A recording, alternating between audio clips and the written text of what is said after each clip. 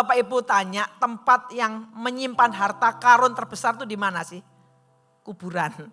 Tempat yang paling kaya itu sebenarnya kuburan. Karena di situ ditaruh, dimakamkan semua impian-impian, bahkan semua talenta karunia yang gak kepake. Artinya banyak anak-anak Tuhan juga dalam hidup hanya sekedar seperti berjalan aja. Cuma berjalan demi kewajiban saja tanpa ngerti purpose-nya itu apa. Dan tidak memahami tentang glorious calling. Hidup sebuah kehidupan dengan clear purpose. Saya mohon maaf ya ada banyak bahasa Inggrisnya tapi saya gak merasa bersalah. Sejak saya duduk di sini tadi nyanyi lagu pertama udah digenjot bahasa Inggris. Jadi saya menganggap ini saya seolah-olah khotbah di luar negeri aja. Tapi saya ngomongnya bahasa Indonesia. Jadi Bapak Ibu gak usah bingung dengan apa yang saya tulis di situ memang banyak bahasa Inggris. Karena kadang-kadang saya harus khotbah keluar pakai Zoom. Enak, zaman Zoom itu enak. Bapak Ibu bisa khotbah kemana saja tanpa harus pergi negara itu. Pandemi kemarin saya keliling dunia tapi lewat dunia Zoom. Saya khotbah ke Calgary, Kanada, saya khotbah Belanda itu rutin. Dan saya harus khotbah ke Australia dan Amerika, nggak pergi ke sana. Dunia Zoom menarik sekali. Dan kita harus bergaul dengan teknologi. Baik, kehidupan dengan clear purpose. Seseorang, saya nggak tahu Bapak Ibu, kita selama saya hidup nanti kan saya akan tunjukkan beberapa poin saja. Bapak Ibu mau 30 poin atau 3 poin? 30 ya? Oke siap ya. Baik 30 poin. Bu, kalau Bapak Ibu kalau pagi itu memang kata orang tuh mobil tuh nyelenger tahu bahasa Belanda ya. Di selengernya ini harus diselenger dulu baru kemudian baru menyala. Saya harus kasih jempol 4 untuk Bapak Ibu yang datang ibadah pagi. Bangun pagi itu enggak semua orang punya habit itu. Jadi ngomong dong kanan kiri luar biasa loh kamu pagi-pagi. Kalau Pak Antoni harus bangun pagi karena gembalanya. Jadi harus mau enggak mau. Jadi saya kasih jempol 4. Nah Bapak Ibu life kehidupan dengan clear purpose. Orang kalau hidup, Bapak Ibu dengan saya nih, kalau punya tujuan yang jelas. Karena nyatanya sampai hari ini kemana-mana saya jumpa orang yang gak tahu ya, bulit saya ini kosong gak tahu. Jadi selama hidup di muka bumi itu kayak ngabisin waktu dan kepingin mati aja. Mati itu pastilah. Banyak orang cuma bilang, panggil saya Tuhan aku gak kuat. Artinya selama di muka bumi, purpose-nya gak jelas. Kalau orang tuh punya purpose ya, mau dia di bawah, mau di lembah, karena dia lihat purpose itu, makanya seperti Kristus lah. Tekun memikul salib. Kenapa dia tahu harus jalur itu yang dilewati. Nah orang yang hidupnya dengan clear purpose, dengan tujuan yang jelas, it's like driving with a magic GPS. Itu orang yang ditolong gitu loh. Tadi saya kesini naik Grab, terus terang itu Grab langganan saya. Dia tanya saya gini, Ibu tahu lokasinya? Pak jangan tanya saya ini penghafal jalan yang jelek. Saya juga buka GPS sama-sama nih. Jadi orang buta nuntun orang buta, tapi saya pernah ke sana Pak, daerah sebelah kiri. Jadi Bapak tadi tuh nyetir dekat sini pelan-pelan, tapi GPS menolong. Jadi orang yang punya clear purpose, hidupnya itu kayak dituntun dengan menyetir, tahu ya, walaupun saya berapa kali disesatkan sama GPS. Nah itu sisi lainnya. Jalan buntu pun dimasukin di situ. Saya pernah nyetir sampai masuk di kayak nyantol di rawa-rawa pernah gara-gara GPS. Tapi in general pada umumnya orang yang hidupnya dengan tujuan yang jelas itu seperti nyetir dengan GPS.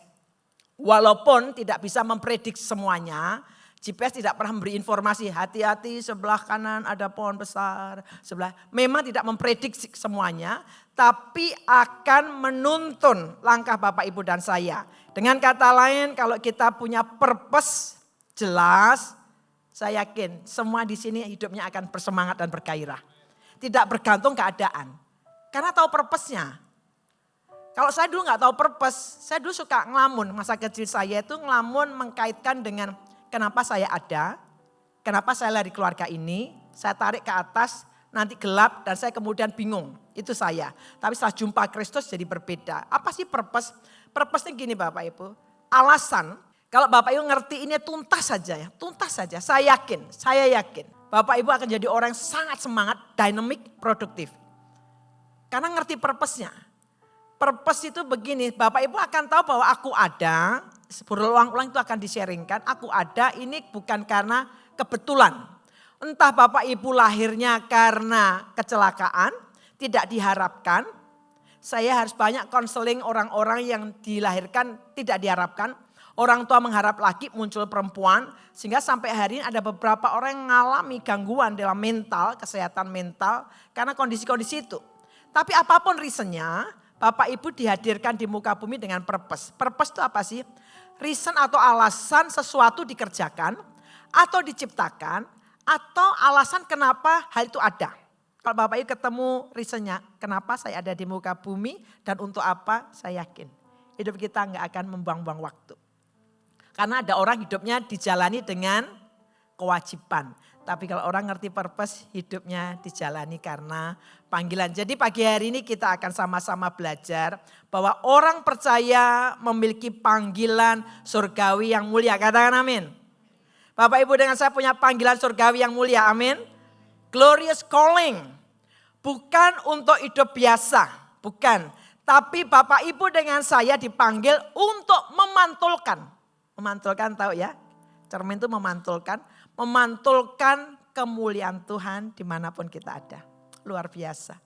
Kalau Bapak Ibu ngerti ini aja, kemanapun kita, hidup kita ini memantulkan. Ambil contoh, saya kemarin kan barusan diundang ngisi retreat retreatnya jauh sih, sombong dikit ya, di Sydney. Saya diundang ke sana, keynote speaker 6 sesi. Terus anak saya yang gede ini dalam posisi harus cari kos-kosan. Cari kos-kosan, singkat kata dia tahu maminya mau datang, dia akhirnya harus segera ada kamar tanpa inspeksinya, kalau dia inspeksi bagus. Ketika saya masuk lingkungannya itu enggak sehat, dia satu rumah dengan 5 kamar, satu kamar si 2 orang dan saya enggak masalah dengan kebangsaan mereka. Saya enggak masalah dengan agama mereka. Saya bermasalah dengan gaya hidup ngerokoknya. Waduh, rumah itu penuh asap rokok. Anak kami yang gede baru saja dinyatakan sembuh dari kanker. Selama pandemi kan dia kena kanker. Dan Tuhan sembuhkan dengan cara yang luar biasa. Jadi saya lihat ini enggak sehat nih. Saya bilang, Rel, mami tuh enggak bingung dengan bangsa apa, agama apa, enggak. Tapi ini ngerokok dan itu nggak bisa di stop. Mereka bukan rokok lagi, udah ganja ini. Harus segera pindah. Jadi ini anak baru boyongan pindahan, udah lelah. Saya browsing singkat kata saja, ada teman yang nawari. Wah ini bagus, oke ya kita lihat bagus. Saya pikir itu unit kosong. Kalau di sana kos karena unit kosong. Udah saya bawa semua, pas pindahan ternyata ada landlord atau tuan rumahnya. Dengan kata lain, kami kos di rumah orang. Waduh, saya bilang saya udah habis lelah retreat. Kos begini nih otomatis apalagi ini orang Indonesia yang tinggal di sana. Wah pasti saya konseling ini, pasti ini maunya istirahat. Pasti akan nanti kedapatannya. Akhirnya balik kepada Tuhan. Saya tahu Tuhan taruh saya untuk ketemu kos ini pasti tidak coincidence. Kalau Bapak Ibu selalu melihat sesuatu tidak kebetulan, akan ketemu reasonnya. Sehingga hidup kita nggak ngomel.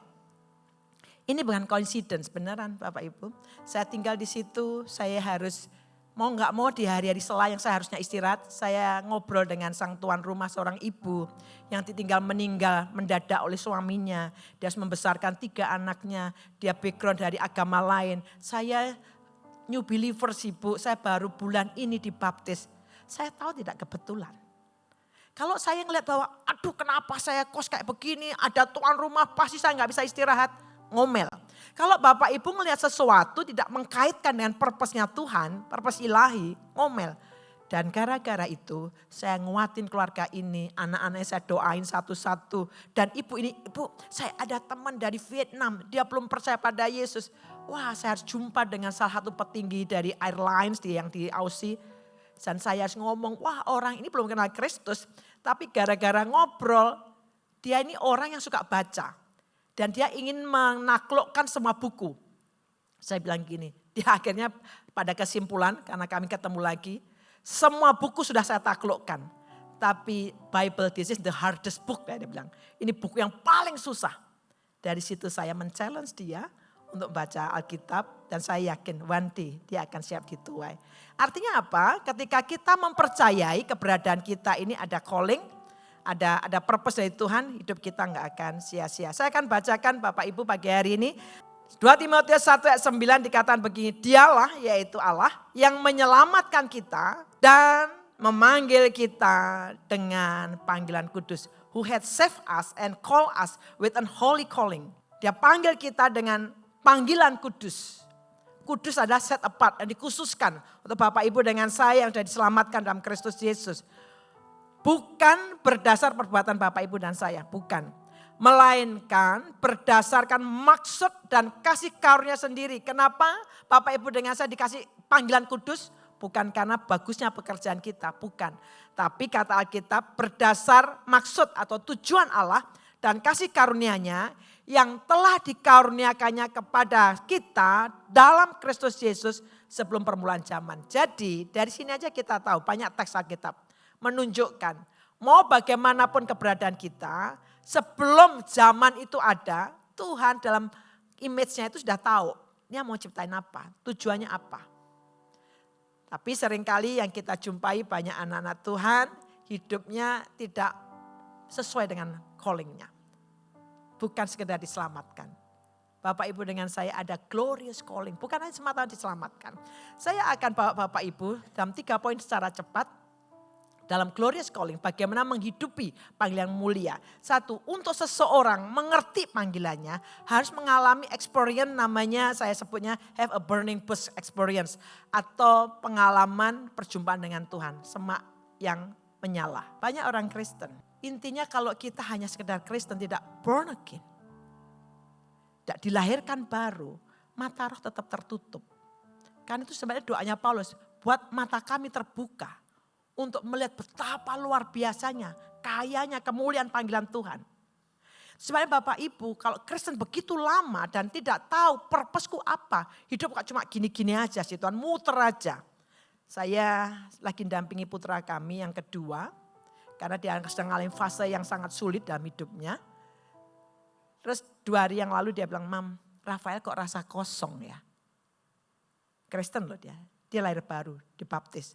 Tapi dalam perjalanan hidup ketika mata rohnya tidak lagi tajam, dia ngeliat hidup tuh lelah. Saya bilang, Rafael, this is good, saya bilang. Ini bagus kalau kamu punya banyak waktu. Coba kamu duduk, puter lagu rohani, kamu cuma bilang Tuhan, tarik Rafael kepadamu. That's it, itu aja. Nggak usah yang aneh-aneh. Bapak Ibu dengan saya harus punya pengalaman yang namanya perjumpaan ilahi dengan Tuhan. Perjumpaan dengan Tuhan adalah titik balik kehidupan kita. Saya bacakan dari Keluaran 3 ketika kisahnya Musa. Musa ini kata Alkitab, adapun Musa ia biasa menggembalakan kambing domba Yitro. Biasa. Mungkin Bapak Ibu hari ini biasa melakukan apapun. Pekerjaan, studi, ibu rumah tangga, suami. Tapi sudah kehilangan yang namanya apa sih tujuannya? Cuma muter aja. Dan Musa ini dalam kebiasaannya kata Alkitab, disebutkan di ayat 2, lalu malaikat Tuhan menampakkan diri kepadanya di dalam nyala api dan keluar dari semak duri. Lalu ia melihat dan tampaklah semak duri itu menyala tetapi tidak dimakan api. Musa berkata, baiklah aku menyimpang ke sana dan untuk memeriksa penglihatan yang hebat itu, mengapakah tidak terbakar semak duri itu. Inilah membuat Musa ngerti purpose-nya. Awalnya kan dia di Mesir, dia pikir dia bisa membebaskan orang Israel, tapi kemudian dia melarikan diri 40 tahun di padang gurun, nothing. Di situ dia dibalikkan lagi panggilannya. Saya dulu bukan Kristen, tapi setelah saya jadi Kristen, saya aktif, saya semangat. Saya pelayanan, saya guru sekolah minggu, saya semangat. Saya dari sejak kecil udah rajin nginjil, saya pakai traktat, saya taruh backpack saya nginjilin. Saya nggak masalah dengan penghinaan dan sebagainya, itu bagian hidup saya waktu itu. Tapi ada satu titik yang membuat saya goyang. Kekristenan tanpa dimuridkan berakar ke bawah, dia hanya tumbuh ke atas. Ketika masalah datang, dia akan tumbang. Itu yang terjadi di saya.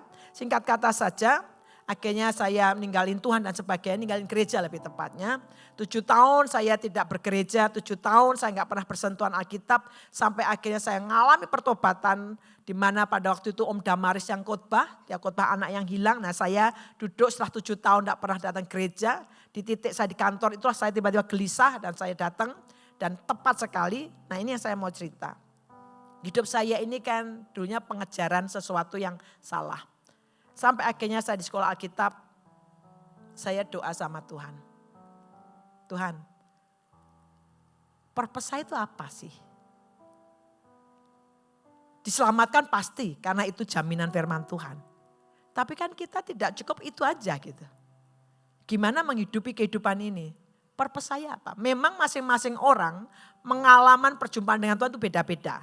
Tapi kalau Bapak Ibu mau hidup sesuai tujuan Tuhan, perlu tanya kepada penciptamu, Tuhan, saya ini apa?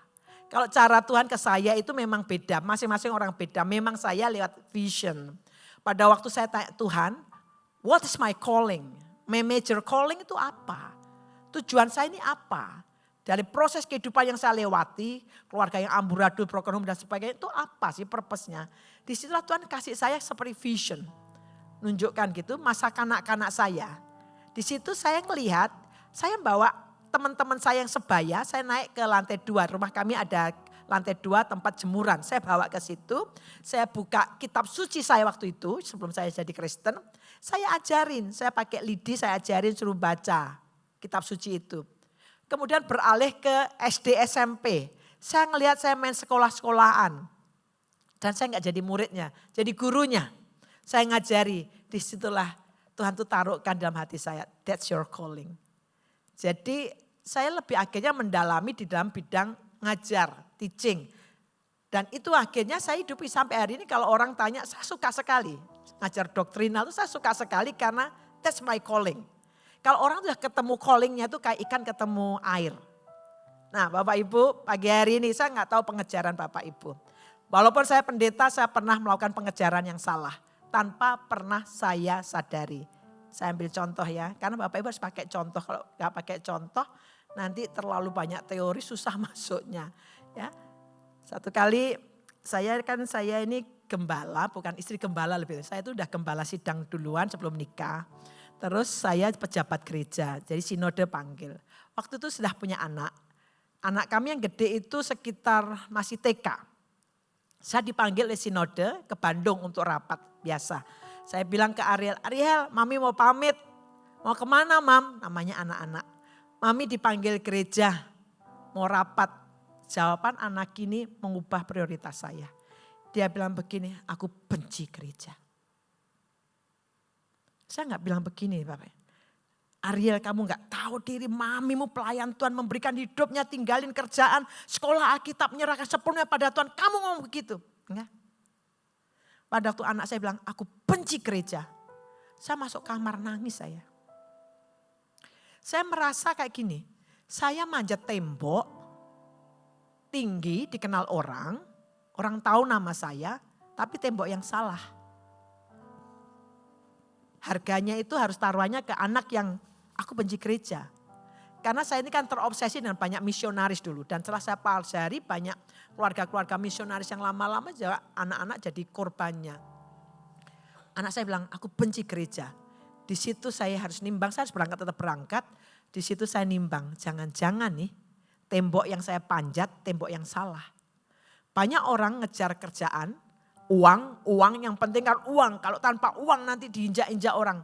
Sementara engkau harus membayar mahal dengan pengejaranmu. Dan saya pikir orang kenal saya. Tapi anak saya benci gereja. Dan saya ngomong ke suami saya bilang gini Skat. Saya enggak mengingkari panggilan Tuhan. Saya tahu persis panggilan Tuhan. Saya lepas kerjaan, sekolah kitab, saya serahkan hidup saya. Tapi kalau anak harus kehilangan anak, saya rela tinggalkan jabatan saya gembala. Saya punya suami yang wise ya. Dia bilang enggak gitu caranya. Ya udah saya part time, saya akan lapor ke sinode saya part time. Toh kerja part time saya juga sama kayak orang full time. Saya bisa part time. Bukan begitu juga caranya. Ya tapi anak-anak perlu ini golden age kita bisa kehilangan mereka. Makanya terkenal kan PK, Pastor Kid. Nakal-nakal kalau di luar banyak kan in general dulu-dulu ya. Sekarang udah banyak enggak.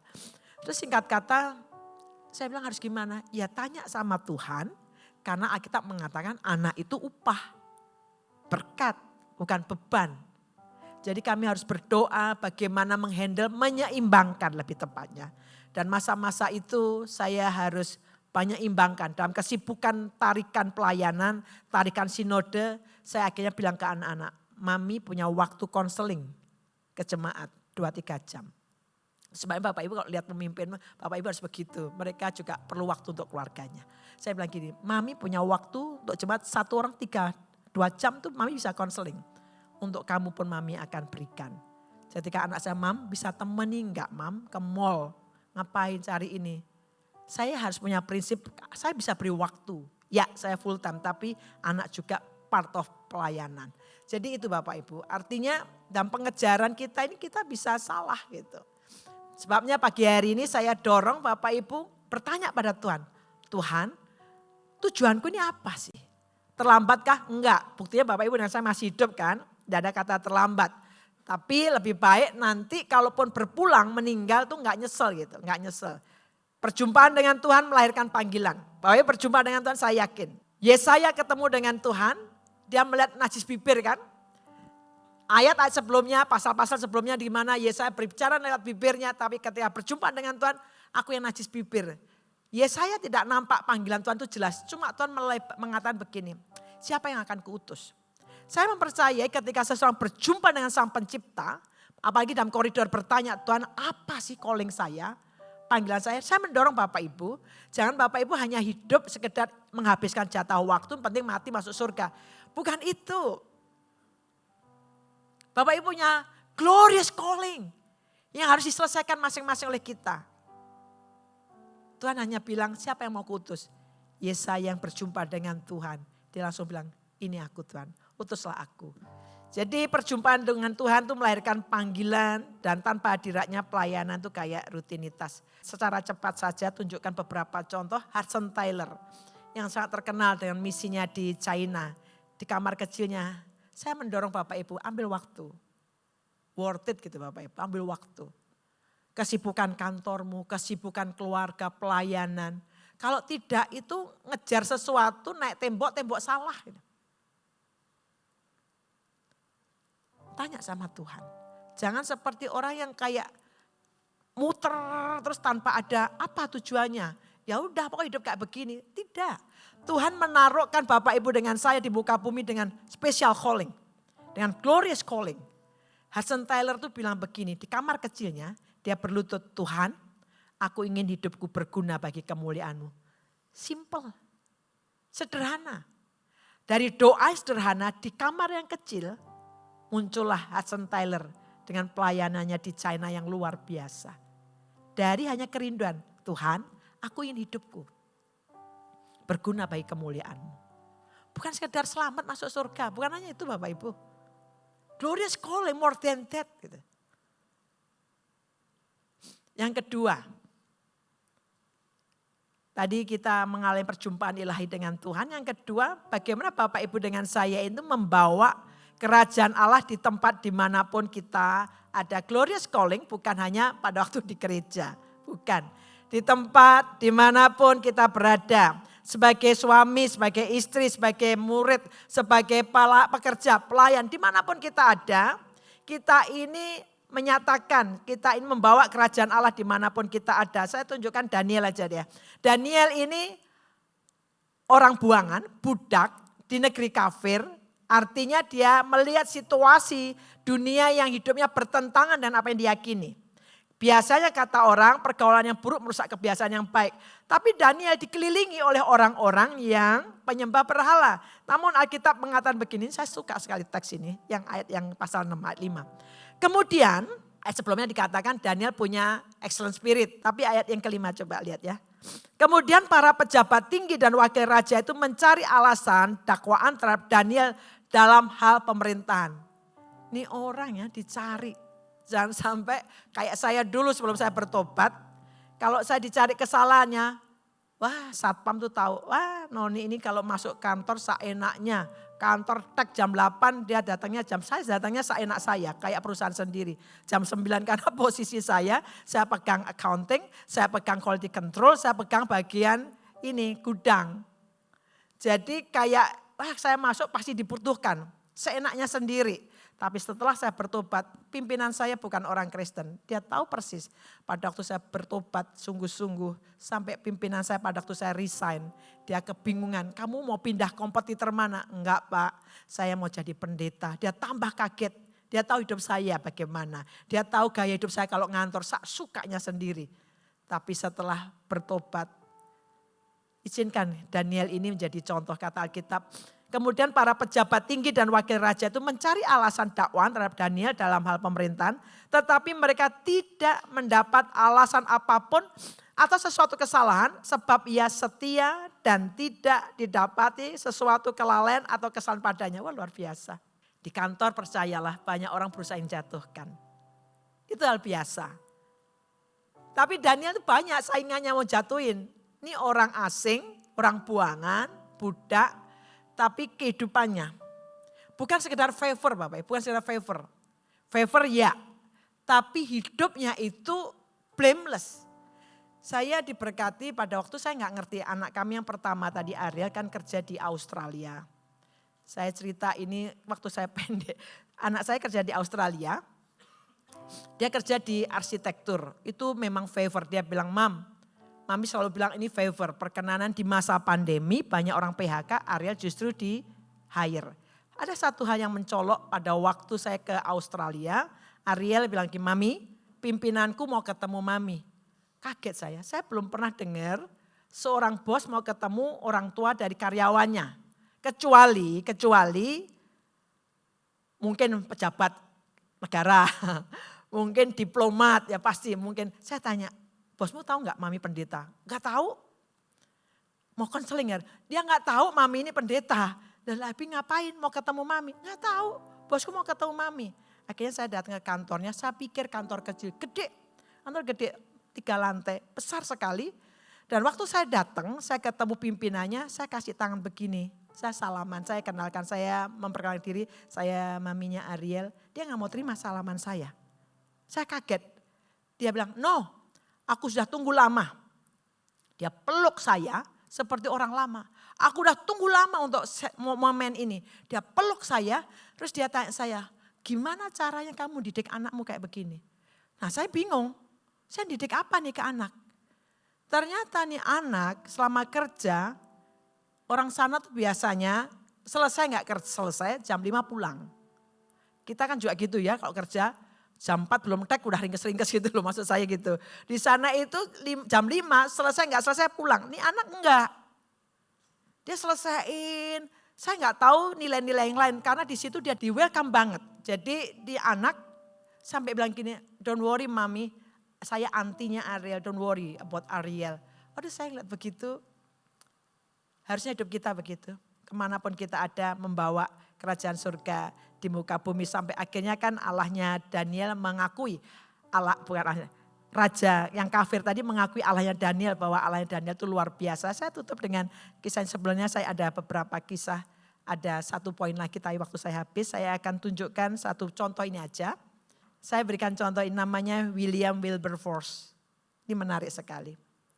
Kalau Bapak Ibu sekarang ini ada, engkau di kantormu, posisimu, engkau sebagai ibu rumah tangga, sebagai suami, sebagai mahasiswa, apapun posisimu. Glorious calling yang kedua dengan pemahaman ada membawa kerajaan Allah di tempat di mana kita ada. Untuk orang kenal kerajaan Allah, bukan seperti turun dari langit gitu enggak, melalui hidup Bapak Ibu dengan saya. Mereka akan kenal kerajaan Allah. William Wilberforce, ini menariknya adalah dia seorang politikus. Tapi dia doa begini, Tuhan, dia seorang politisi muda di Inggris, dia doa. Kalau Bapak Ibu hari-hari ada dalam posisi tertentu, engkau misal di kantor juga ada posisi, itu bukan sekedar ada di posisi saja, tapi pasti ada purpose Tuhan, ada maksud Tuhan. Seperti pada waktu Mordekai bicara pada Esther, untuk posisi inilah, kamu tuh ada tujuan Tuhan, dia jadi ratu kan. Ini kata doanya William, Tuhan, untuk apa engkau menempatkanku di parlemen? Kalau Bapak Ibu terbiasa, Tuhan untuk maksud apa Tuhan taruhkan saya dalam situasi seperti ini. Misal situasi yang babak belur dan sebagainya. Ada purpose-nya, selalu ada purpose-nya. Tidak ada sesuatu terjadi kebetulan, coincidence. Ada purpose di balik semuanya. Dan Tuhan menjawab begini, untuk membebaskan orang yang tertawan, Bapak Ibu bisa googling. Orang ini akhirnya memperjuangkan perbudakan, masa itu perbudakan merajalela. Dan dia tahu posisinya di parlemen Ada purpose-nya dari Tuhan. Itu maksud saya. Artinya adalah glorious calling. Bicara juga yang kedua adalah membawa kerajaan Allah di tempat di mana kita ada. Yang ketiga yang terakhir. Glorious calling, Bapak Ibu untuk menghidupi panggilan yang glorious. Itu perlu melewati masa-masa dimurnikan. Seperti contoh kisahnya Yusuf. Tadi kita bicara glorious calling. Kita akan muncul pada waktu mengalami perjumpaan ilahi dengan Tuhan. Bapak Ibu perlu ambil waktu. Kita Kristen terlalu lama, mungkin kita hidup cuma berputar-putar saja menghabiskan waktu. Hari ini ambil waktu worth it Bapak untuk berhenti berkata, Tuhan apa tujuan hidupku di muka bumi? Terlambat tidak, karena Bapak Ibu dengan saya masih diberi nafas. Sehingga toh kalau nanti kita berakhir, Paulus mengawali hidupnya dengan salah. Tapi pada waktu dia jumpa Kristus, itu sebabnya dia terkenal dengan kata-kata redeem the time, tebus waktu. Dia lari. 25 tahun hidup saya kacau balau. Dibuang percuma.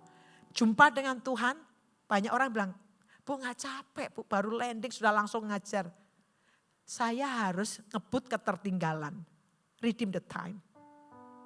Sehingga nanti di akhir hidup kita, Bapak Ibu dengan saya dengar kata Tuhan kan, engkau hambaku yang baik dan setia.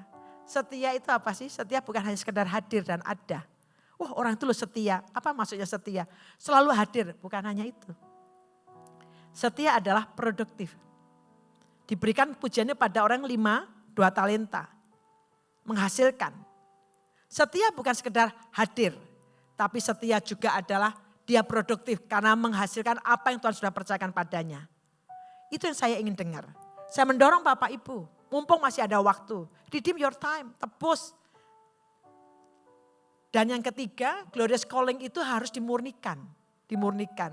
Jadi kalau Bapak Ibu hari-hari ini ngalahin pemurnian, percayalah. Itu untuk membawa kita kepada tujuan ilahi. Seperti kisah Yusuf.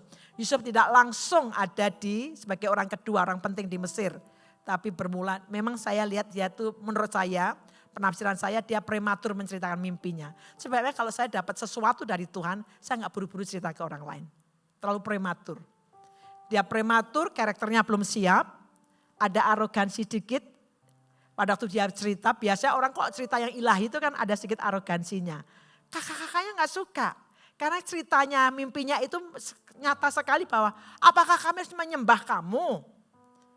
Jadi prematur, menurut saya prematur. Tapi dalam keprematuran itu pun toh Tuhan bisa pakai diproses. Karakternya belum siap untuk posisi tinggi.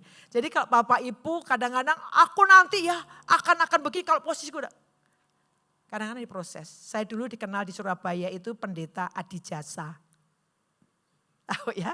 Saya waktu pindah dari Bali ke sini saya cuma akhirnya saya nggak mau terlalu banyak di mimbar. Saya dikenal pendeta adijasa. Itu saya harus bersaing suara dengan sebelah-sebelah. Kalau dulu kan gak ada VIP kan. Sebelahnya kenceng, saya harus khotbahnya kenceng. Dan ternyata melatih. Apakah saya betul-betul menikmati, saya juga dikenal pendeta ICU. Sering kalau ada jemaat yang kritis-kritis saya dipanggil ke situ, saya layani. Saya layan dulu banyak waktu, saya melayani ke ICU, latihan. Sampai akhirnya saya punya ketajaman untuk sensing. Wah orang ini waktunya mau berangkat bentar lagi. Dari mana Ibu tahu ya, kayak pisau diasah lah. Kalau pisau diasah lama-lama tajam, sensing itu menjadi, itu mulasannya. Saya bukan ada di mimbar terus-menerus masa-masa itu. Belum tentu setahun diberi 2 kali saya naik di mimbar utama pada waktu itu. Tapi saya tahu bahwa Tuhan itu mempersiapkan.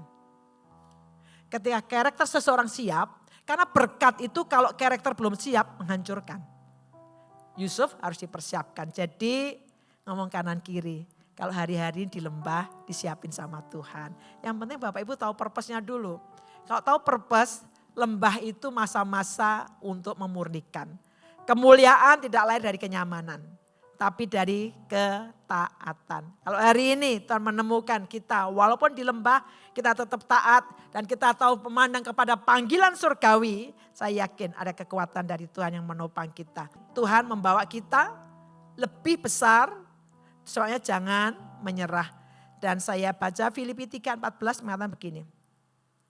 Doanya Paulus. Dan berlari-lari kepada tujuan. Bapak Ibu tahu tujuan hidupmu? Kalau enggak tahu kita enggak akan lari ke situ. Lari. Goalnya apa? Sebenarnya goalnya ini adalah Paulus punya kerinduan besar untuk mengenal Kristus. Kerinduannya yang ku kehendaki. Dia apa yang buat dia lari kepada tujuan tadi, goal. Banyak orang bilang gak penting, hidup tuh ngalir aja. Itu bukan ngalir sebenarnya, bleber. Ada goal. Paulus lihat Kristus, dia ingin kenal Kristus dan hidup keserupaan dengan Kristus, itu yang dikejar sama dia. Selama di muka bumi, sebenarnya dia kejar Kristus. Dia lari. Lari itu apa sih? Dia mengupayakan dengan segala effort.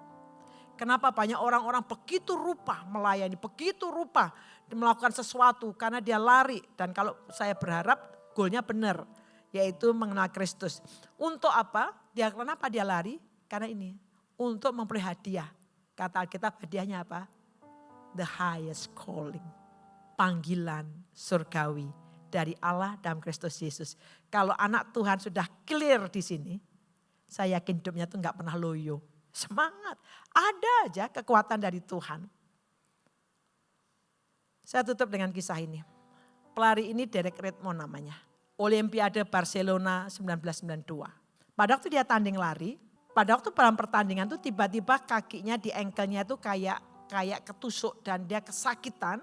Waktu kesakitan dia harus lari, bukan lari lagi, dia nyeret. Sementara yang lain sudah berlari, semua orang pada tepuk tangan, semua pada sudah sampai garis finish tepuk tangan semua. Derek Redmond ini belum sampai. Orang-orang tertuju pada orang garis finish, tapi kemudian tertuju kepada Derek Redmond yang kakinya terus nyeret begini. Karena kesakitan, dia sambil kesakitan. Dan orang-orang harusnya Derek Redmond itu punya alasan untuk keluar dari lapangan. Sangat kesakitan. Dia sambil tarik kakinya, terus dia tarik, dia gak mau menyerah, dia tetap lihat garis finishnya. Orang-orang standing, berdiri tepuk tangan, ngasih applause, ngasih semangat pada Derek Redmond ini. Dia punya alasan untuk nyerah, seperti Bapak Ibu dengan saya. Dalam pergumulan hidup, dalam sesuatu hal yang kayaknya menghadapi banyak kesulitan, kita punya alasan untuk give up. Tapi kalau Bapak Ibu tahu garis finishnya di sana, tujuan hidup kita di sana, saya yakin tidak nyerah. Dan tiba-tiba dari tribun turun seorang pria. Dia gandeng Derek Redmond, itu papanya. San, anakku, kita selesaikan bersama-sama. Bukankah Bapak Ibu punya Roh Kudus? Yang mengatakan kamu gak sendirian. Ayo selesaikan. Don't give up. Selesaikan, orang kasih applause. Derek Redmond, dia punya alasan untuk berhenti. Tapi dia lihat garis finish. Saya dorong Bapak Ibu, kau tahu tujuan hidupmu. Sehingga hidup kita berlari ke situ. Aku berlari-lari kepada goal, pada tujuan, yaitu mengenal Kristus. Keserupaan dengan Kristus. Bukan sekedar aku mati masuk surga. Itu pasti Bapak Ibu, jaminannya jelas kan. Tapi bagaimana hidup di muka bumi, Bapak Ibu menjadi orang yang membawa kerajaan Allah di tempat dimanapun kau ada. Sehingga orang itu kenal Kristus melalui hidupmu. Amin. Wah, aku mau loh jadi orang Kristen karena lihat dia. Izinkan saya sebelum memuji lagu ini.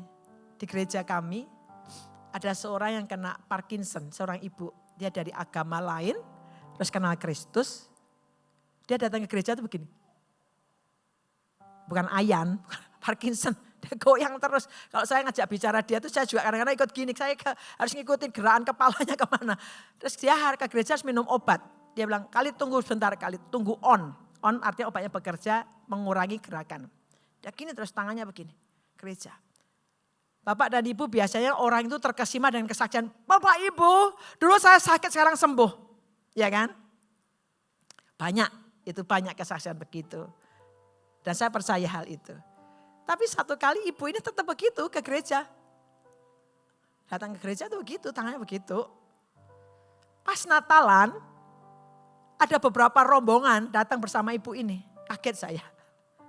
Beberapa orang datang, saya tanya, kenapa kok kamu tertarik datang ke gereja? Saya tanya nih kepada orang-orang itu.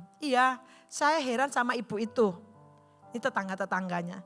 Ibu itu gini-gini terus sakit. Tapi saya gak pernah dengar dia ngomel loh di rumah. Yang saya dengar tuh dia nyanyi-nyanyi. Sukacita. Itu yang buat orang lain tertarik. Bapak Ibu, kita semua ngalami masa di bawah langit? Ya. Ngalami pergumulan? Ya. Tapi kalau kita tahu untuk tujuan apa, yaitu menghadirkan kerajaan Allah di muka bumi. Tengah-tengah pergumulan ada damai sejahtera. Maka kita bilang kan damai sejahtera yang melampaui segala akal. Kalau banyak duit, sukacita, damai sejahtera itu masuk akal. Kalau semuanya baik-baik saja, damai sejahtera itu masuk akal. Tapi Alkitab bilang damai sejahtera yang melampaui segala akal. Izinkan hari ini, pagi hari ini kita pulang, kita tanya sama Tuhan. Tuhan, what is my purpose? Tuhan ciptakan kita bukan iseng, bukan asal.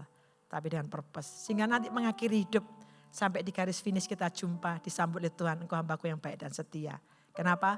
Sudah menghidupi panggilan masing-masing. Saya ngejar panggilan saya menghidupinya sehingga ada tenaga dari Tuhan. Jangan menyerah saat ini karena ada Roh Kudus bersama-sama dengan kita. Amin.